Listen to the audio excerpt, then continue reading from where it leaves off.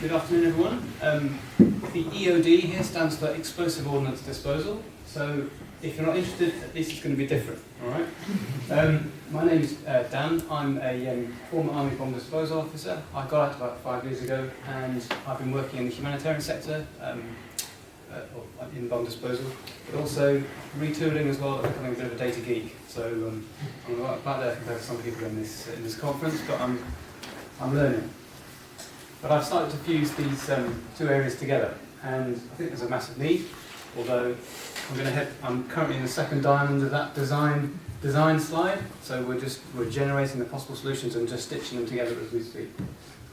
So I want you just to have a think about, if your city looked like this, what's happened here is that we've had multiple layers of explosive damage that's happened. We've had air bombardment, we've had fighting through, mortars, artillery, and then probably an improvised explosive device campaign. And this is typical of many cities now in the Middle East. This is all about, what do you do now? And when peace finally comes to these places, it's a case of the people in authority taking wise and bold decisions about what needs to be done first. You can see the electricity poles there.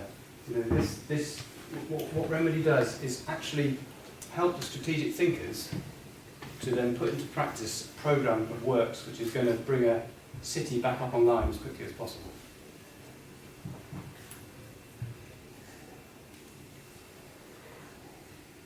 So Remedy works across kind of three potential silos actually when you're out in the real world: geographic information systems and spatial data. You've also got the massive silo of project management and project planning with all the schedule tools. But then there's also another silo of the clearance people, the people that do the kind of surveying and clearance of those areas and actually get them safe for people to use again. And what we attempt to do is join those bits of the industry together. And we take input data, snapshot mapping like OpenStreetMap, spatial data from the client. What is the infrastructure that we want to prioritise? Where is it? Sometimes a lot of that comes from OpenStreetMap, and that's an amazing source. Crowdsourcing is an amazing way of getting hold of that sort of information. But then, where there exists data about explosive hazards, then we suck that in and help that make prioritised-based decisions on that. And as we've discovered in some of our interactions with clients, the setting of strategic priorities is actually possibly one of the most difficult things. And what we've been doing in some of our development work is pull together a prioritisation tool that will allow politicians, municipal authorities to workshop issues like, how do we start to rebuild our city? And it allows you to prioritise based on area, to say, I want to maximise work on water supply in this area, and I want to maximise work on electricity power over here.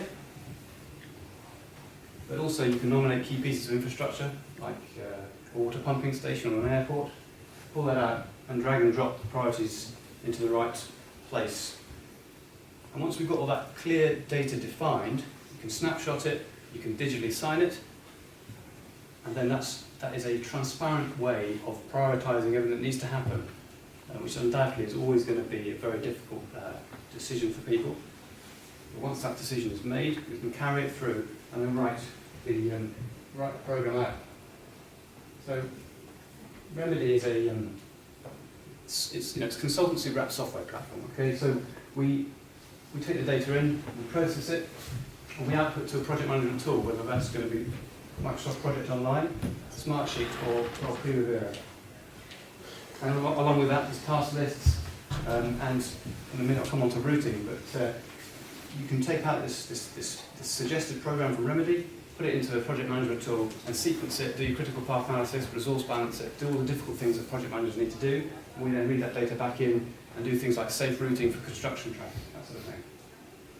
And because we then brought that data back in, we can then look at progress and monitoring and evaluation, where it's important things for donors, for UN agencies, and for government ministries that want to see their want to see their infrastructure built up. And we're doing this because we believe this is the right thing to be doing. Economic development is not always totally in line with humanitarian goals, but in the post-conflict, it's a massive driver of people's quality of life for getting places back to normal. So that's what Remedy's about. And anyone's got any questions? Want to get involved? There's 2 of us at the moment. We're based in St Agnes and Truro. And come and see me. Thanks for your time.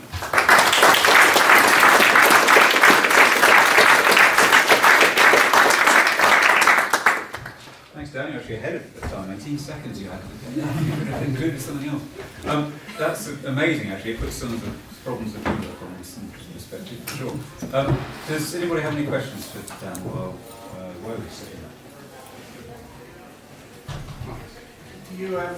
Do you translate that also to like an in-the-field tool? So the repair team on the ground, and they then refer back to it and say, we shouldn't be doing this, we should be doing this other thing.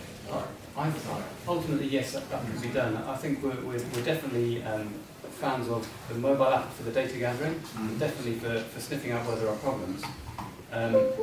I very much envisage being able to, for a construction crew who know nothing about explosive hazards, to be able to follow a piece of routing software that we've given them as a result of what we've done. But yeah, the mobile app sort of part of this is really important. And we may find that we're sort of the hub for a number of different apps, both on the collection side and on the delivery. In the UK, there's a website developed by my society called Fix My Street, and it's open source and can be deployed to any city. So that could be a way to crowdsource requests from the community, or if you could come and fix this EOD in our street, that would be great, kind of thing. Yes. Just to get another source of data from data. That's a great idea. No, thank you very much. Is there a question over there? Yes, sir. Just kind of related to that point, there's potentially quite a bigger application here, isn't there? If you think of potholes, for example, people report on potholes, they get prioritised, and even much bigger things. Yes. Do you see the platform going in that direction, or do you think it's always going to be quite fit for the humanitarian? As we've done some of this development discovery, we thought there is a much bigger application outside of explosive hazards. Anything where you need to spatially prioritise. But the interfaces between geographic information and project planning are not strong, and it takes a lot of thinking and a lot of creativity to actually get in the middle and churn it around and get what you want out. So yeah, we have thought about that, and we'll see. Fantastic. Sounds really exciting. Thanks so much indeed.